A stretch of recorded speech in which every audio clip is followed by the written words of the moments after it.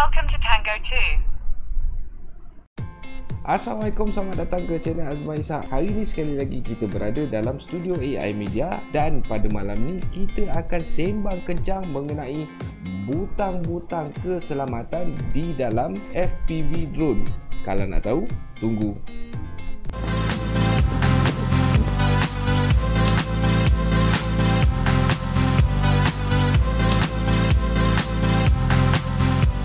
Dalam FPV drone ni sebenarnya terdapat banyak ciri-ciri keselamatan, tapi agak malangnya ciri-ciri keselamatan ni kurang dititik beratkan oleh sesetengah pengguna, bukan semualah, sesetengah pengguna. Kat sini aku nak kongsikan beberapa ciri-ciri keselamatan yang boleh kita tetapkan pada kita punya drone dan juga pada kita punya remote controller supaya kita mengambil langkah berjaga-jaga sebelum melakukan sebarang penerbangan, ataupun orang kata paling tidak pun kita mempunyai panic button ketika penerbangan.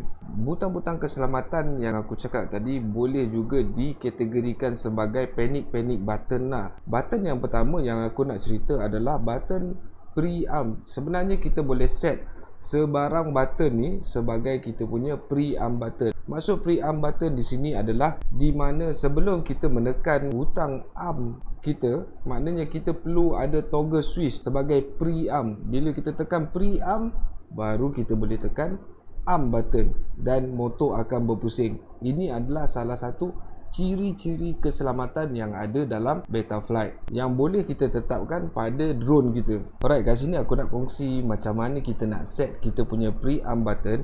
Katakan dalam tak kira lah korang pakai remote controller apa sekalipun, yang pentingnya korang punya AUX channel ni berfungsi. Seterusnya kita pergi kepada bahagian mode, dan jika korang boleh tengok dekat sini kita ada prearm. Korang boleh cari button prearm. Jadi button prearm untuk drone aku ni aku setkan pada button nombor 5 ni kat bawah ni, maknanya toggle button lah. Mungkin korang ada toggle button yang flip, korang boleh flip button tu kemudian dia on off. Jadi aku pakai toggle button yang kat bawah ni. Bila aku tekan dia akan naik prearm, bila aku lepas dia akan lepas. Maknanya kat sini apabila aku nak tekan arm button, di sini adalah arm button aku kat atas ni. Jadi bila aku nak tekan arm button, aku perlu tekan prearm button dulu baru aku boleh tekan arm. Kemudian baru arm aku akan menyala berwarna merah. Selepas korang tetapkan prearm button tadi, jangan lupa untuk menekan butang save. Sekiranya secara tak sengaja korang tertekan switch arm, drone korang tidak akan berpusing, melainkan korang lepaskan dulu arm button dan korang tekan prearm button, baru tekan butang arm, barulah motor korang akan spin ataupun berpusing. Okey, seterusnya kita nak pergi kepada butang-butang keselamatan yang kedua. Aku harap kepada rakan-rakan kita yang masih baru supaya menetapkan switch angle acro ataupun horizontal. Tujuan kita meletakkan button-button macam ni supaya apabila kita panik dalam keadaan acro, katakan ini butang adalah butang aku punya mode lah. Katakan kita nak menetap butang yang berada di sebelah sini. Ini adalah 3-way switch, 3 hala, switch 3 hala. Jadi aku nak menetapkan switch 3 hala sebagai angle, acro dan juga horizontal. Tujuan dia supaya apa? Supaya mode di tengah-tengah adalah mode acro dan mode di atas adalah mode angle, manakala mode di bawah adalah mode horizontal.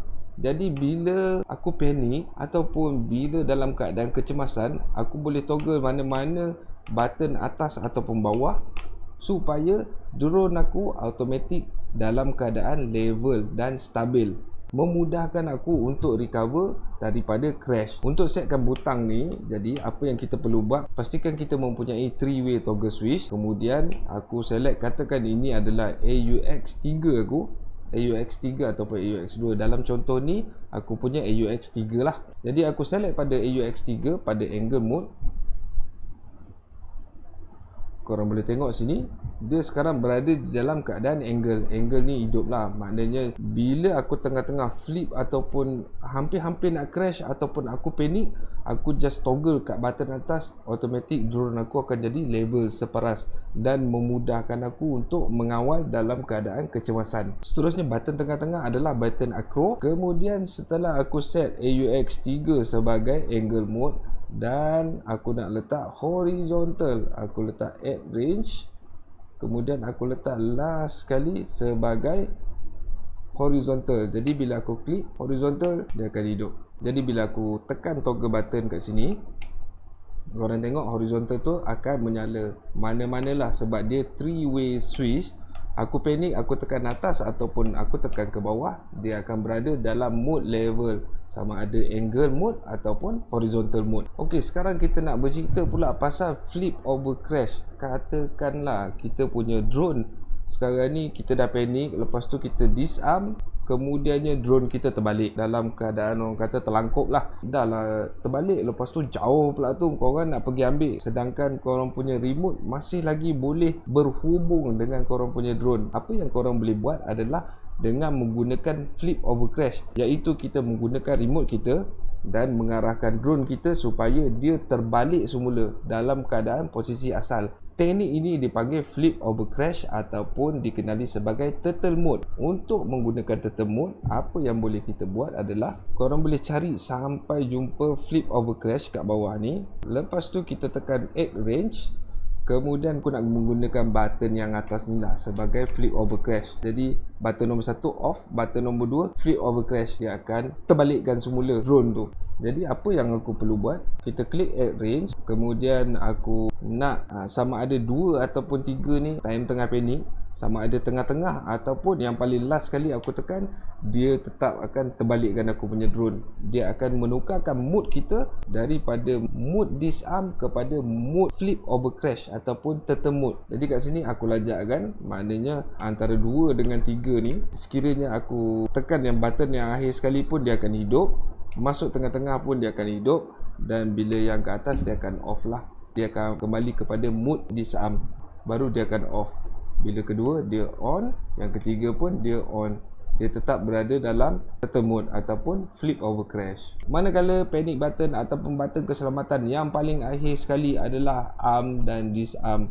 Button yang mana korang arm, button tu lah adalah button disarm korang. Supaya last choice, dah tak boleh nak tekan apa button, dah tak ingat sangat, bila berlaku kemalangan ataupun keadaan yang agak membahaya, apa yang kita boleh buat adalah disarm terus. Daripada kita terlanggar orang ataupun terlanggar soft target ataupun terlanggar objek-objek seperti kereta ataupun rumah orang, lebih baik kita disarm terlebih dahulu untuk mengurangkan impak pelanggaran. Okey, aku rasa sampai setakat ni dulu perkongsian kita pada malam ini. Perkongsian ringkas. Diharap dengan perkongsian pada kali ini bermanfaat dan boleh diguna pakai ketika kita berada dalam keadaan kecemasan. InsyaAllah, semoga kita berjumpa lagi di masa akan datang. Okey, bye.